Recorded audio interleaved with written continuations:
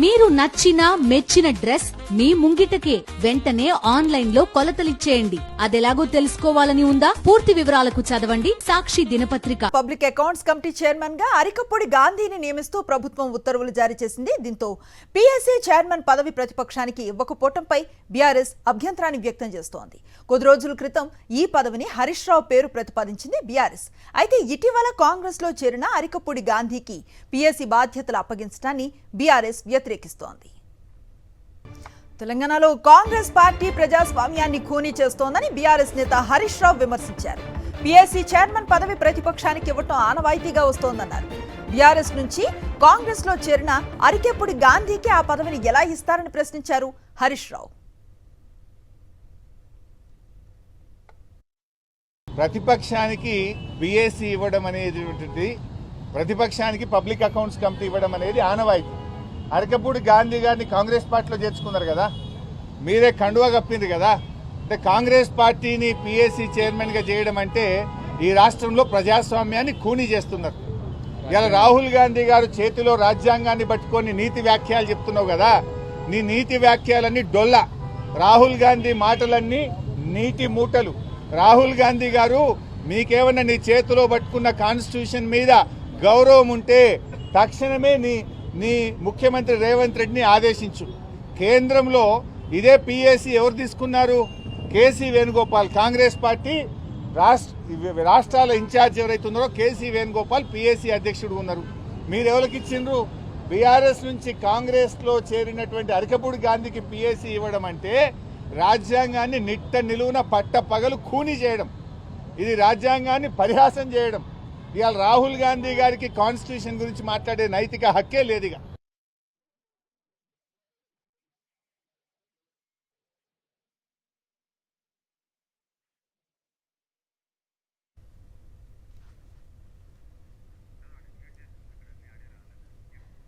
Right, ఇదే అంశంపై మరింత సమాచారాన్ని అందిస్తారు మా కరెస్పాండెంట్ రాకేష్. చూస్తూ ఉన్నాం, పీఎస్సీ పదవిని ప్రధాన ప్రతిపక్షానికి ఇవ్వాలి, కానీ విరుద్ధంగా ఈరోజు ఈ డెసిషన్ తీసుకున్నారు అని హరీష్ రావు ఆవేదన వ్యక్తం చేస్తున్న పరిస్థితి ఎట్లా సమర్థించుకుంటుంది కాంగ్రెస్? అంటే ఏం చెప్తారు?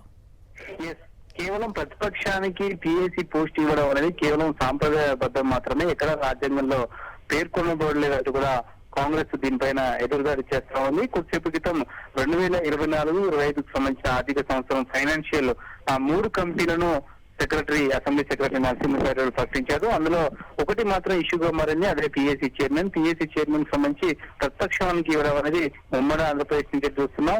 దానికి సంబంధించి ప్రస్తుతం ఆర్కేపూడి గాంధీ అయితే టెక్నికల్ గా బీఆర్ఎస్ వ్యక్తి అయినప్పటికీ ఆయన కొద్ది రోజుల క్రితం కాంగ్రెస్ పార్టీలో చేరడం జరిగింది. టెక్నికల్ అంశాన్ని చూపిస్తూ ఇక్కడ కాంగ్రెస్ పార్టీ కార్నర్ చేసిందా, లేకుంటే ఈ అంశాన్ని ఈ విధంగా చూసుకున్నది కొంత స్పష్టత ఇచ్చే అవకాశం కనిపిస్తా ఉంది. అయితే దీనికి సంబంధించి అసెంబ్లీకి సంబంధించిన సెక్రటరీ గానీ మిగతా టెక్నికల్ సిబ్బందితో మాట్లాడితే పర్ఫెక్ట్ గా నియమ నిబంధనలకు అనుగుణంగానే ఈ 3 కమిటీలకు సంబంధించి పూర్తి చేశాం, ఎక్కడ కూడా ఇష్యూస్ అనేవి ఇక్కడ లేవు, అన్ని నిబంధనల ప్రకారమే జరిగాయంటూ కూడా వాళ్ళు వివరణ ఇచ్చే ప్రయత్నం చేస్తా ఉన్నారు.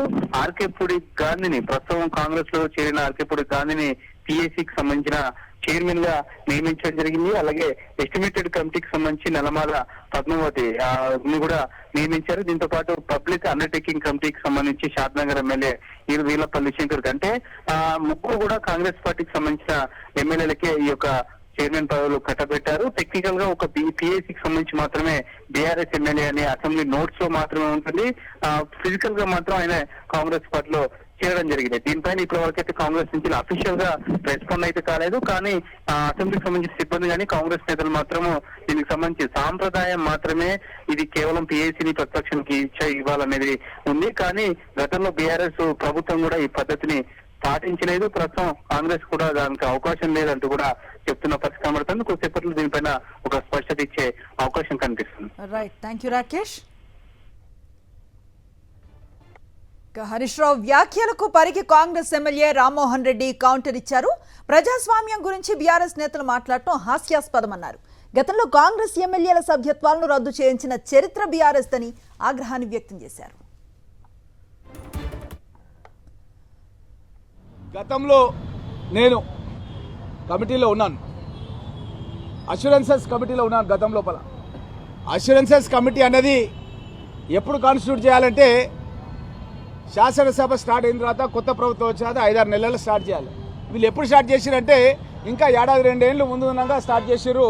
స్టార్ట్ చేసి ఇంకా 6-7 నెలలు నాది ఉంది ఎమ్మెల్యే ఉండగానే రద్దు చేసి పడేసారు. అసలు మా రిపోర్టు అసెంబ్లీలో మేము ఫ్రేమ్ చేయాలి, అసెంబ్లీలో స్పీకర్ సబ్మిట్ చేయాలి. అసెంబ్లీలో మేము ఏం చేసినాం, ఆ రోజు అష్యూరెన్సెస్ కమిటీలో ముఖ్యమంత్రి మంత్రులు ఏం హామీ ఇచ్చారు, ఆ హామీలు ఎందుకు అమలు చేస్తలేరని వివిధ శాఖల అధికారులను పిలిచి శాసనసభలో మేము సమావేశంలో అడిగినాం. వాళ్ళు నివేదిక కూడా ఇంకా మాకు ఇవ్వకముందే, ఇంకా మొత్తం సబ్జెక్ట్ రివ్యూ చేయకముందే శాసనసభని అర్ధాంతరంగా పూర్తిగా రద్దు చేసి నా సహచర శాసనసభ్యులు అయినటువంటి దళిత శాసనసభ్యుడు సంపత్ పూర్తిగా ఆయన శాసనసభ సభ్యత్వాన్ని రద్దు చేసారు. కోమటిరెడ్డి వెంకటరెడ్డి గారు తెలంగాణ రాష్ట్రం రావాలని అప్పుడున్న కేంద్ర ప్రభుత్వం కాంగ్రెస్ ప్రభుత్వం మీద ఒత్తిడి తేవాలనే ఉద్దేశంతో తను ఐటీ శాఖ మంత్రికి రాజీనామా చేస్తే ఆయనను కూడా శాసనసభ నుంచి శాశ్వతంగా రద్దు చేస్తే మేము ఢిల్లీకి పోయి సుప్రీంకోర్టులో కేసు వేసినాం.